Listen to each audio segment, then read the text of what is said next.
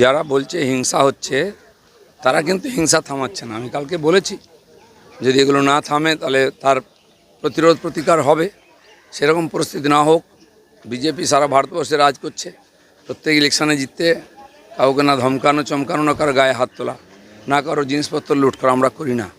15 বছর মানুষকে যারা অত্যাচার করেছে, আমাদের উপরে যে অত্যাচার খুন খারাপি করেছে, সেই মানুষের মধ্যে কিছু ক্ষোভ আছে, এটা বেরিয়ে গেছে। কোনো হিংসা অত্যাচার চলবে না। গুলি বন্দুকের সংস্কৃতি আমরা বন্ধ করব।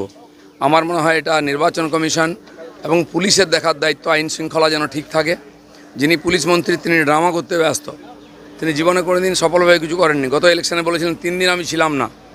এবারে কি বলবেন? এখন তো চিরদিনের জন্য চলে যাবেন আপনি, কিন্তু মানুষের জীবনের সুরক্ষা কে দেবে? এই যে গুন্ডাদের নিয়ে এসছেন রাজনীতিতে মমতা ব্যানার্জি, তার ফল সবাইকে ভুগতে হচ্ছে। তৃণমূলের গোষ্ঠীদ্বন্দ্বে বলি ইন্টালি থানা সংলগ্ন এলাকায় কুপিয়ে খুন করার অভিযোগ। যত গুন্ডা বদমাস অ্যান্টি সোশ্যাল সব টিএমসির মধ্যে আছে।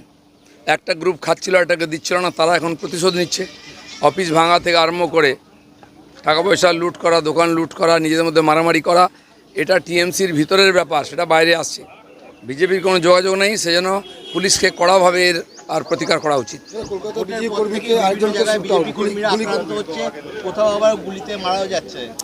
এই সব বন্ধ করতে হবে। আর যতক্ষণ না আমাদের সরকার শপথ নিচ্ছে, আমাদের কিছু করার নেই। পুলিশ প্রশাসন আছে এবং নির্বাচন কমিশন আছে, তাদের দেখা উচিত যেন গন্ডগোল না হয়।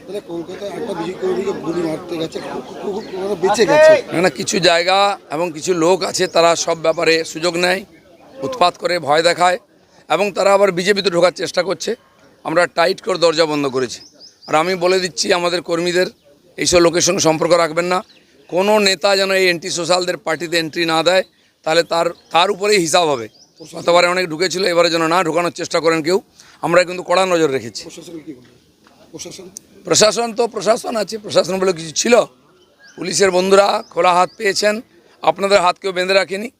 আপনারা কিন্তু এদের হাত আটকান, নাহলে কিন্তু ঘটনা উল্টো দিকে চলে যাবে। চলুন।